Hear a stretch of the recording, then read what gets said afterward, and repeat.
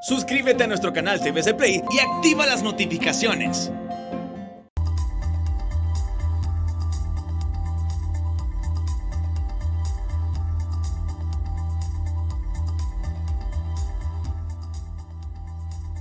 Muy buenas, bienvenidos, gracias por estar con nosotros. Les saludamos desde TSI. Hoy vamos a seguir hablando de la vacuna y el proceso de inmunización que han arrancado algunas naciones del mundo para hacerle frente al COVID-19 que sigue cobrando vidas. Estamos hoy en un enlace desde el estado de Texas, en Houston, para ser más precisos, donde destaca el médico y científico hondureño Orlando Garner Cruz, que ya hemos tenido la oportunidad de hablar a través de HRN, de la Corporación Televicentro de igual manera. Doctor, gracias por estar con nosotros. Momentos duros. Estados Unidos está volviendo al confinamiento en muchos estados, a pesar de haber arrancado ya con el proceso de inmunización. Bueno, usted se ha vacunado en las últimas horas. Quiero arrancar con eso. ¿Cómo ha sido el proceso? ¿Cómo se ha sentido de salud tras recibir la vacuna? Gusto saludarlo, doctor. Feliz noche.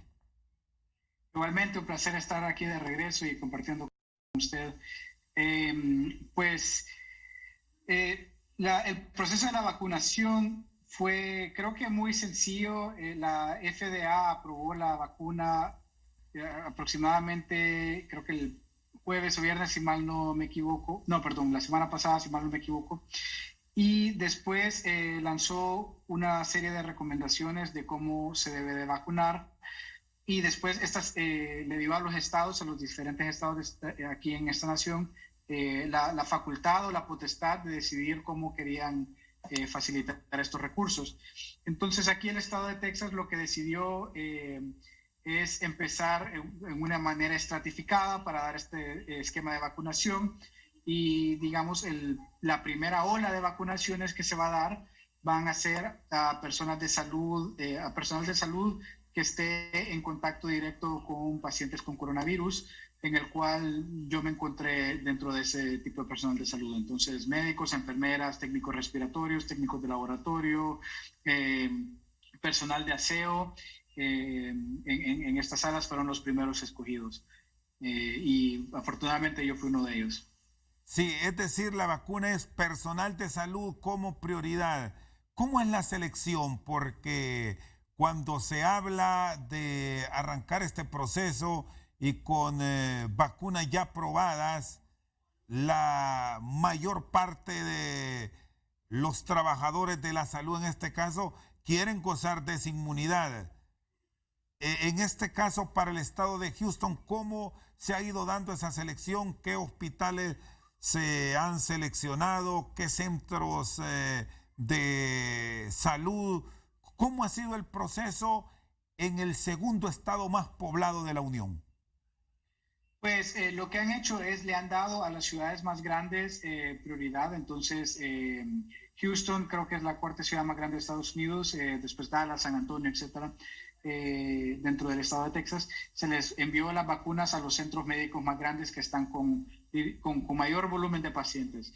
En Texas está, en Houston específicamente, está el centro médico hospitalario más grande del mundo, y entonces nosotros pudimos adquirir un bastante número de vacunas.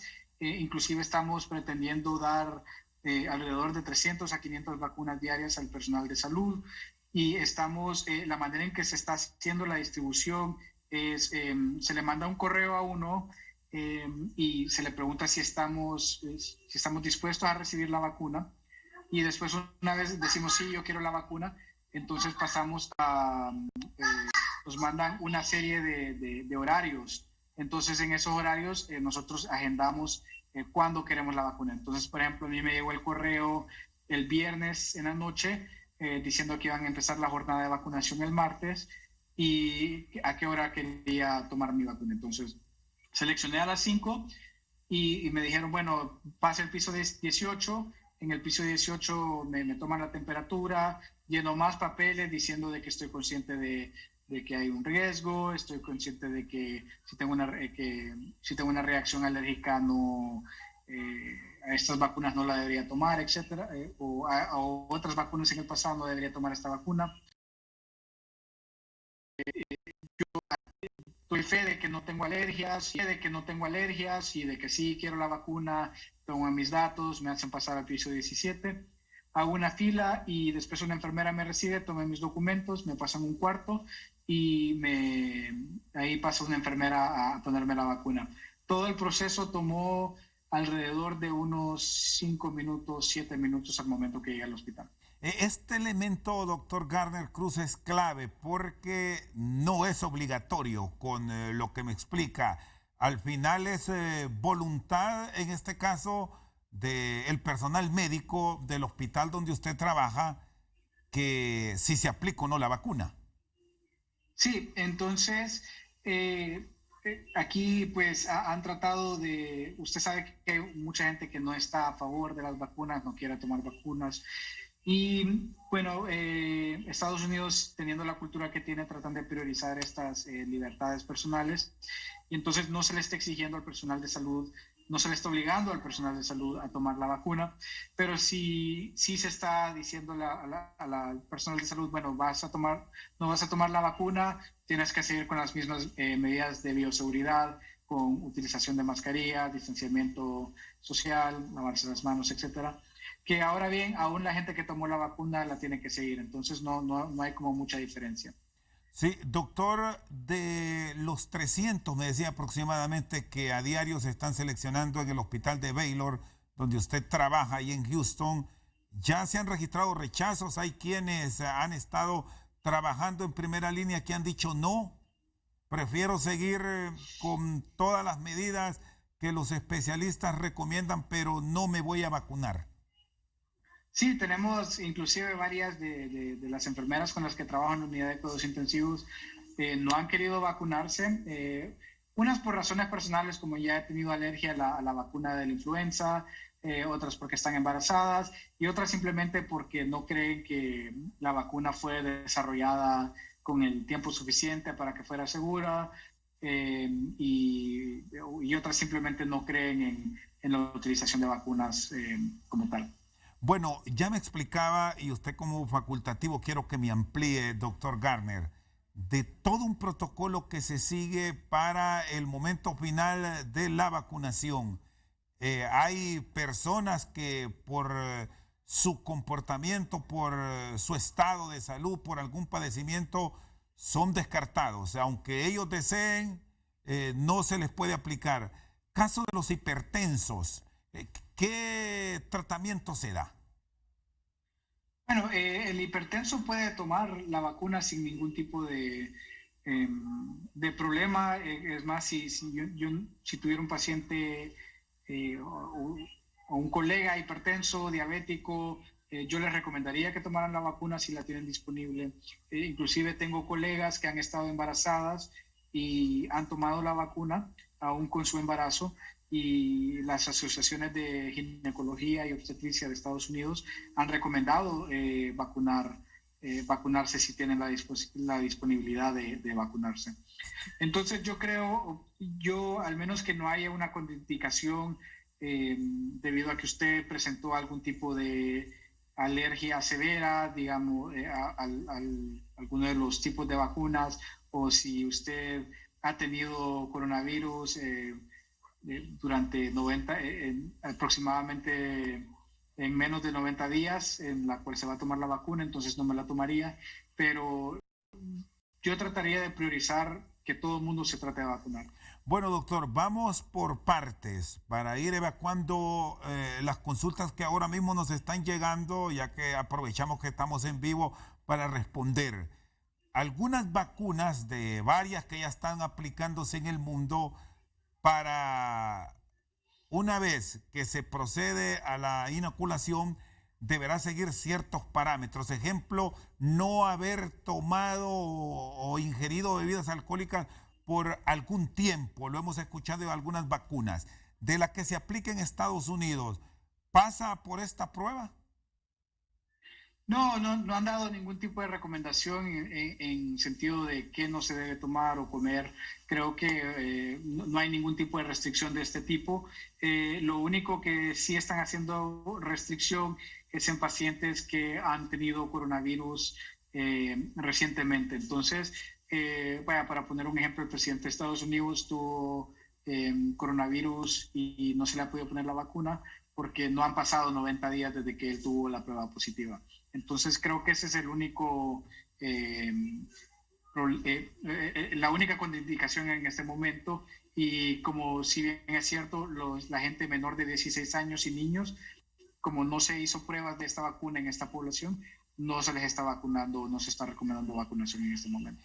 Este elemento es importante ampliarlo porque no se podrá vacunar, al menos ese es el manejo que tiene la vacuna de Pfizer, que es la que aplica Estados Unidos en este momento a personas que han estado infectados en los últimos 3 meses, ¿es así?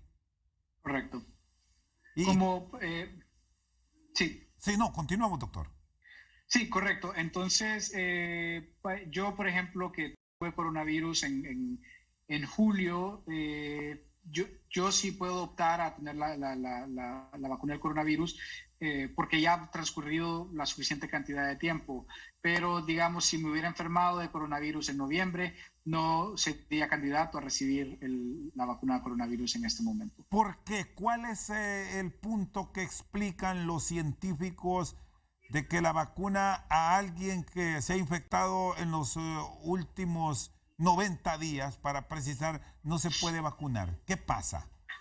Bueno, como hemos, ya se ha discutido bastante, sabemos de que cuando uno tiene coronavirus aún produce anticuerpos, aún hay un cierto tipo de inmunidad al virus. Entonces, si nosotros nos vamos y nos inoculamos con la vacuna, entonces nuestro cuerpo ya tiene, nuestro cuerpo ya tiene anticuerpos, valga la redundancia, y va a atacar a la proteína que va a generar la vacuna. Entonces, no induciría o no generaría la respuesta inmune que necesitamos generar de nuevo para poder obtener inmunidad por más tiempo. Entonces, por eso es que nos está recomendando. ¿Y qué pasa si un paciente se somete y se aplica la vacuna y no dice que tuvo COVID en los últimos 3 meses? ¿Ocurre algo? ¿Pierde ese anticuerpo o no pasa nada?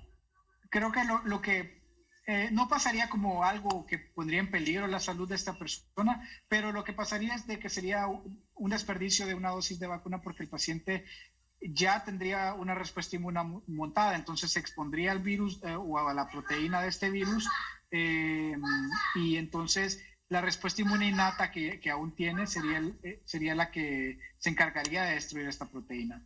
Lo que se quiere es, en realidad, como un sistema inmune que no ha sido expuesto nunca a nada del virus o que ya se le olvidó cómo montar una respuesta inmune al virus, entonces, una vez se inocula, puede generar una reacción inmune que va a ser duradera. ¿Ok? Entonces, si yo tuve coronavirus digamos, hace un mes y me vuelvo a poner la vacuna del coronavirus, no voy a volver a generar una respuesta inmune porque ya tengo los anticuerpos necesarios. Entonces, ¿pero qué va a pasar? 2 meses, 3 meses después, no voy a poder montar la respuesta inmune necesaria. Muy bien, está con nosotros el intensivista Orlando Garner Cruz en este enlace directo desde Houston, Texas. Vamos a una pausa y ya regresamos.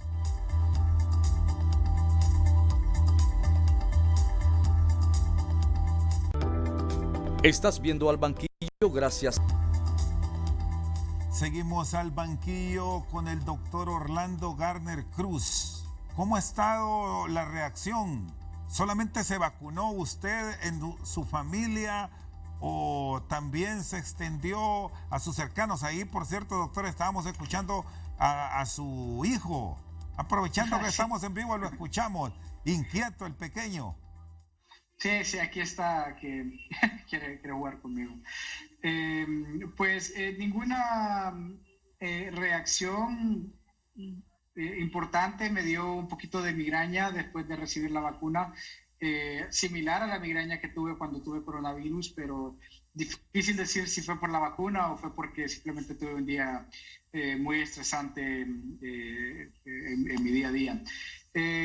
Mi familia aún no ha sido vacunada, ahorita se está priorizando al personal de salud y creo que para el público general vamos a poder conseguir vamos a poder tener una vacuna para el público general, yo creo que para ya a finales del verano del otro año. Entonces ahí es cuando podría entrar mi esposa y después los niños creo que no sé en realidad cuándo sería una vacuna disponible para ellos. Y están recibiendo muchas peticiones allá en el hospital que usted trabaja, demanda de esa población que deberá esperar, y esto va a pasar en todo el mundo. Primero se va con los que están al frente de la pandemia para luego seguir con la población restante. Sí, creo que ahorita la gente está, o sea, bien actualizada de que Estados Unidos solo cuenta con creo que 50 millones de dosis de vacunas actualmente de la vacuna Pfizer. Ya el presidente Biden ha dicho que quiere por lo menos expandir eso a 100 millones de vacunas en sus primeros 100 días, pero ya creo que todos los estados, el gobierno federal de Estados Unidos y todos los estados se han puesto de acuerdo para tratar de vacunar a la población más en riesgo. Entonces, los primeros serían los médicos que están al frente de la pandemia, después médicos y enfermeras, personal de salud, después siguiente de eso serían todos los pacientes que están en riesgo, como los pacientes obesos, los pacientes que tengan algún problema de salud que los ponga en riesgo, como cáncer, hipertensión, diabetes mellitus, que ya sabemos que van a ser más susceptibles a desarrollar la enfermedad más grave del coronavirus. Doctor, esta es la primera dosis, la vacuna de Pfizer son 2. ¿Cuándo le toca la segunda aplicación? En 21 días me tengo que volver a poner la vacuna de Pfizer. ¿Habrá alguna prueba intermedia para verificar anticuerpos o cómo está diseñado el protocolo de la vacuna para el estado de Texas? No creo, no me han dicho que habrá algún tipo de prueba sanguínea o de PCR en este momento. Creo que solo voy, me pongo la vacuna y la segunda dosis y creo que eso sería suficiente. Bueno, es interesante esto que me señaló, que le dio dolor de cabeza, que de pronto el estrés puede generar esto. Usted como médico nos puede explicar más a fondo, porque hoy casualmente desde los Estados Unidos se dio a conocer que una de las enfermeras que fue vacunada, que vive en el estado de Alaska, presentó alergias, que tuvo problemas minutos después de la vacunación y le obligó a internarse. Afortunadamente ya los médicos han informado que está fuera de peligro, que está estable, pero esto es común en las vacunas.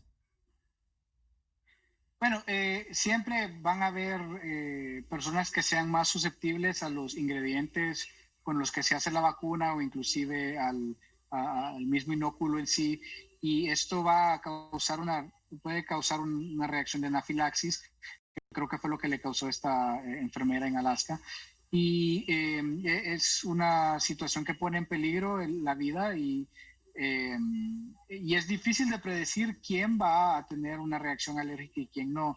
Creo que lo que procede de este punto ahora, por ejemplo, cuando yo me puse la vacuna, me la puse y me fui directamente a mi casa, pero lo que tiene que proceder, supongo, es que poner la vacuna y esperar por lo menos alrededor de unos 10, 15 minutos para ver si va a haber algún tipo de respuesta inmunológica o alergénica, y para que podamos intervenir en ese momento con los medicamentos necesarios. Es decir, vacunarse y quedarse ahí cerca de donde están los encargados, el personal de la salud para cualquier emergencia.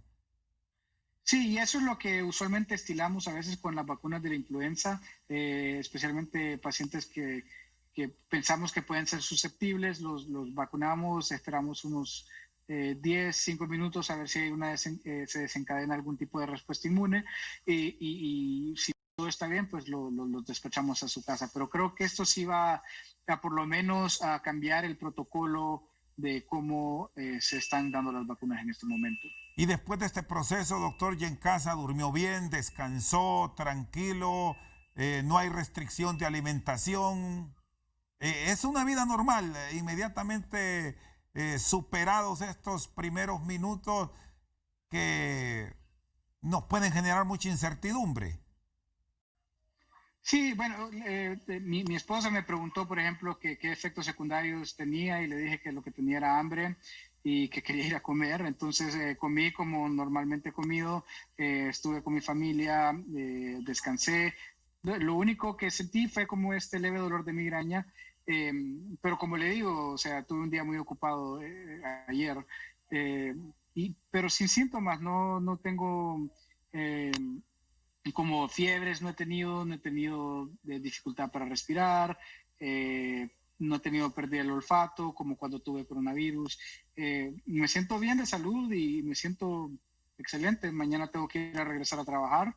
Siento que estoy con las energías necesarias y creo que me siento un poco más confiado de poder ir a trabajar, de que no me voy a volver a enfermar de coronavirus. Bueno, doctor, y a esto hay que agregar que el hecho de estar vacunado contra el COVID-19 no es que va a bajar la guardia. Igual usted que tiene contacto en la unidad de cuidados intensivos con pacientes graves, va a continuar atendiéndoles igual, totalmente protegido. Sí, correcto. Las medidas de protección personal no tienen que parar en este momento porque hay varias cosas de que... hay varios problemas que pueden incurrir, especialmente porque yo estoy protegido por la vacuna. Si yo me infecto, ya mi sistema inmune puede producir una respuesta inmune apropiada para destruir el virus. Pero digamos, yo voy a la unidad de cuidados intensivos y me encuentro con un paciente que no está ahí por coronavirus, está ahí por cualquier otra cosa, y yo no estoy usando mi máscara, yo aún puedo contagiarlo a él, y de esta manera él se va a contagiar de coronavirus y puede desarrollar una infección severa. Entonces, por eso es que tenemos que aún preservar las medidas de distanciamiento social, de utilización de mascarilla y equipos de protección de personal, no tanto para mi protección, porque yo ya tengo una barrera más de protección personal, sino para las personas que aún no han tenido la oportunidad de ser vacunadas con esta vacuna de Pfizer. Doctor, nos consultan si una persona que está en cuidados intensivos, que está grave por COVID, ¿se puede vacunar? No. Si el paciente está en la unidad de cuidados intensivos y está enfermo con coronavirus, no es el momento propicio para vacunar a esta persona. Esta persona debe esperar a recuperarse y después de que se recupere, tiene que esperar unos 90 días después de la prueba positiva que tuvo. Y la verdad, si usted le daría la vacuna de coronavirus a un paciente grave con coronavirus, podría desencadenar una respuesta inflamatoria aún peor de la que está desencadenándose en ese momento. Entonces yo no recomendaría, y creo que no se recomienda, dar una vacuna de coronavirus en pacientes que se encuentran aún enfermos por este virus. ¿Y esto aplica a todos los pacientes, incluso hasta los asintomáticos, o hay tratamientos que en este proceso que debemos decir se sigue investigando podría hacer cambiar? Sí, yo no daría la vacuna de coronavirus a alguien que aunque esté asintomático, porque puede que desencadene una respuesta inflamatoria aún peor. Entonces trataría de esperar los 90 días antes de poner la vacuna del coronavirus. Yo sé que un montón de gente está ansiosa por ponérsela y quiere ponérsela lo más antes posible, pero lo más seguro es esperar. Muy bien, está con nosotros esta noche directamente desde Houston, Texas, el doctor Orlando Garner Cruz. Vamos a una pausa, ya regresamos.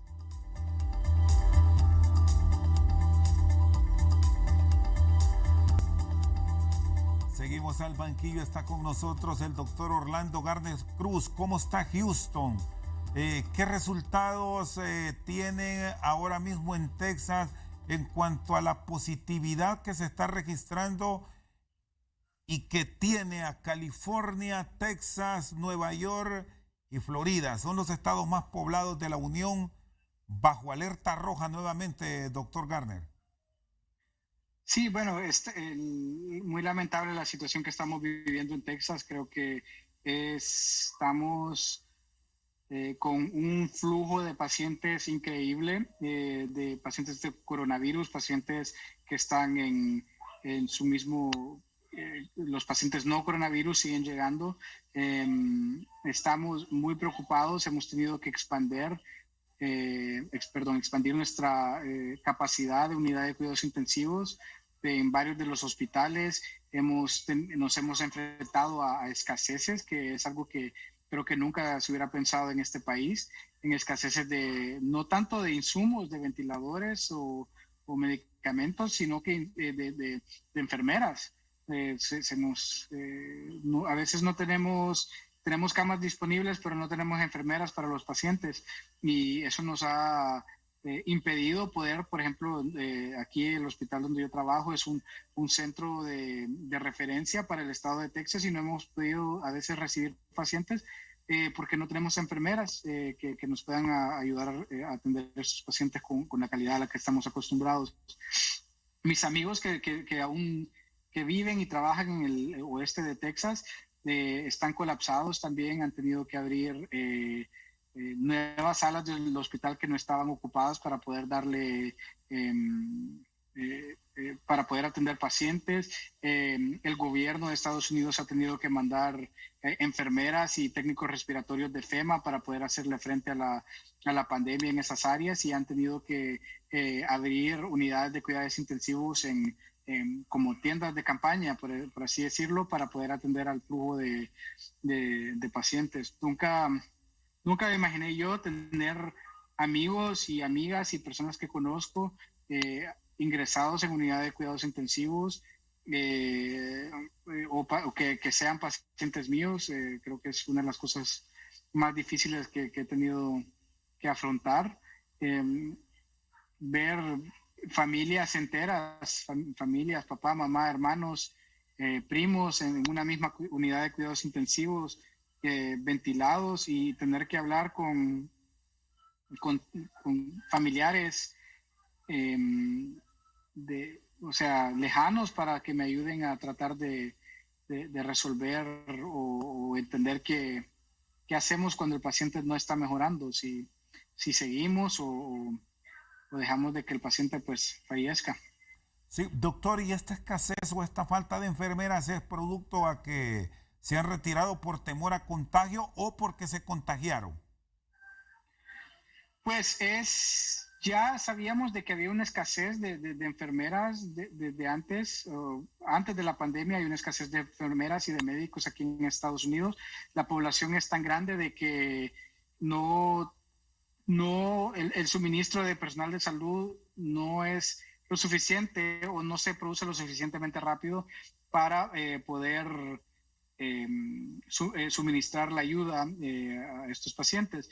Y también no solo eso, sino que la especialización que requiere alguien para poder trabajar en una unidad de cuidados intensivos son bastantes años, ¿verdad? Mi carrera de medicina fue de 8 años, después 3 años de residencia en medicina interna, después 2 años de especialidad en cuidados intensivos. Entonces, como podrá ver, son casi 13 años de entrenamiento para yo poder estar y desarrollar lo que puedo hacer.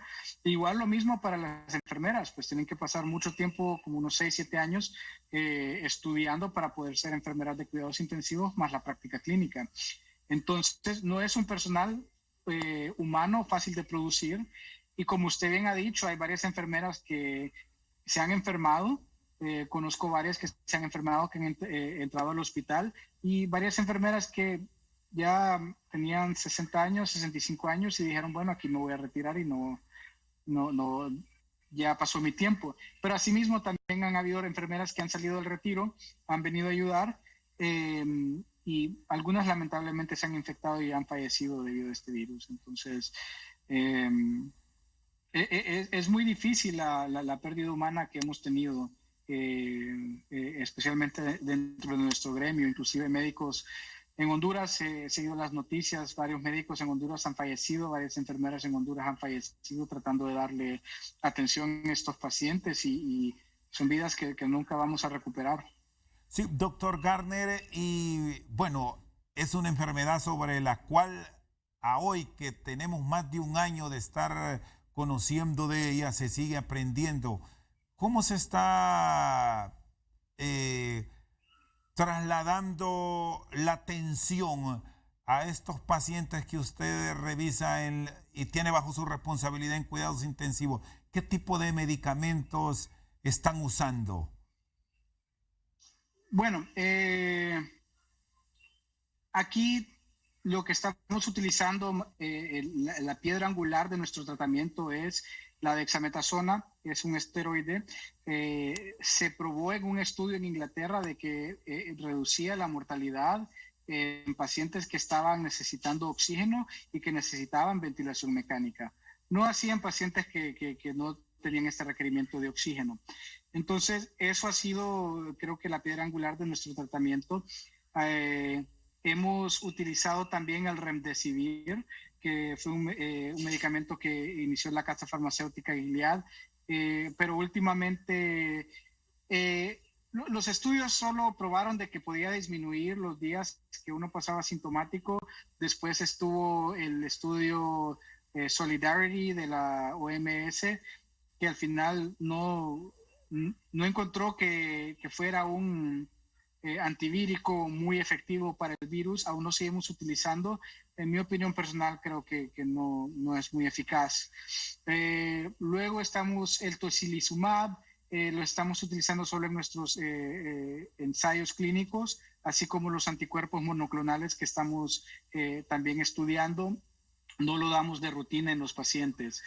La verdad, no hay un esquema de tratamiento, un protocolo de tratamiento que funcione o que se haya encontrado que sea efectivo. Lo que más bien hemos encontrado es que cuando nos apegamos a tratamientos o esquemas de tratamiento que ya sabemos que funcionan, que han sido probados, que tienen una efectividad en reducir la mortalidad en pacientes en la unidad de cuidados intensivos, hemos visto que estos pacientes sobreviven más.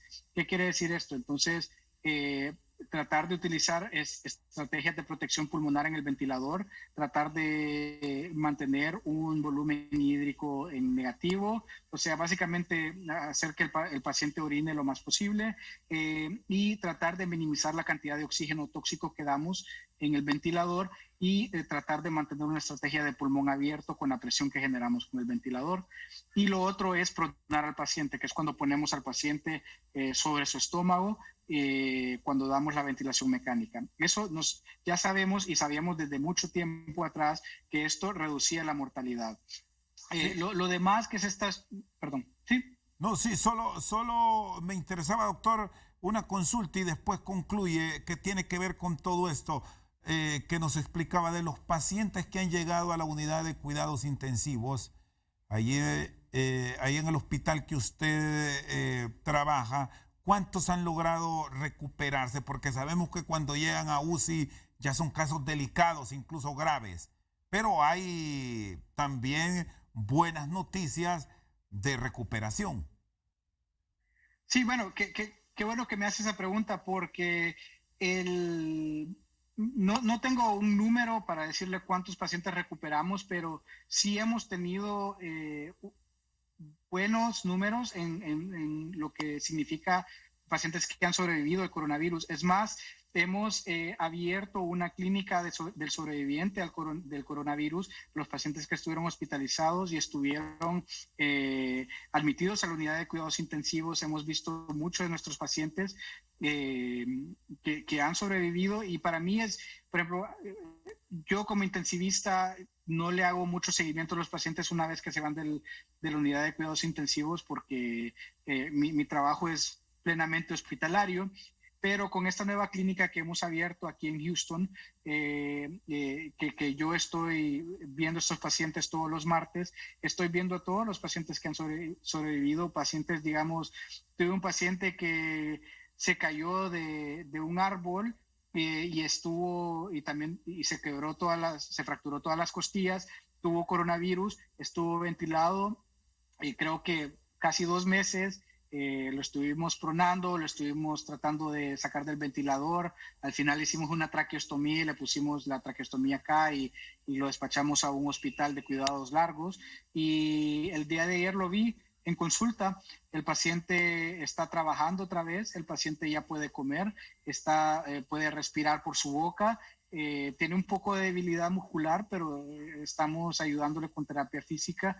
Entonces, sí tenemos casos de recuperación y de mucho éxito, y más bien el punto de esta clínica de post-coronavirus es poder ayudarle a los pacientes que han sobrevivido, porque ya sabemos o se ha explicado que estos pacientes cuando sobreviven tienen problemas de función pulmonar aún, entonces estamos ayudándoles a conseguir oxígeno, terapia pulmonar. Hay varios pacientes que tienen déficit en su fuerza o fortaleza y necesitan terapia física, les estamos ayudando con eso. Y también pacientes que tienen problemas emocionales como depresión, ansiedad e inclusive problemas cognitivos, empiezan a desarrollar síntomas de Alzheimer debido a la enfermedad tan grave que han incurrido, y estamos tratando de identificar estos pacientes para poder ayudarles lo mejor posible. Entonces sí hay historias de éxito y estamos viéndolos y ayudándolos lo más que podemos. Está con nosotros al banquillo el doctor Orlando Garner Cruz. Vamos a una pausa, ya regresamos.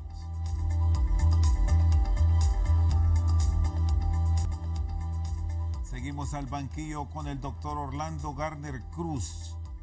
Doctor, hablando de Texas, donde hay alto nivel de contagio ahora mismo, ¿quién ha fallado? ¿O cómo reorientarnos para que no se vuelva a tener registros? Yo recuerdo que tuvimos la oportunidad de hablar en HRN allá por el mes de marzo, donde los niveles de contagio eran tremendos. Si comparamos con hoy, ¿dónde hay más positividad? Bueno, pienso que ahorita estamos en una etapa poco más negativa en el sentido de la cantidad de casos que estamos viendo y cómo pues se ha colapsado nuevamente los sistemas de salud aquí en Estados Unidos. Texas está mal, California está mal, estamos viendo que Alemania otra vez está regresando al confinamiento y también Inglaterra. Estamos viendo los casos nuevamente subir.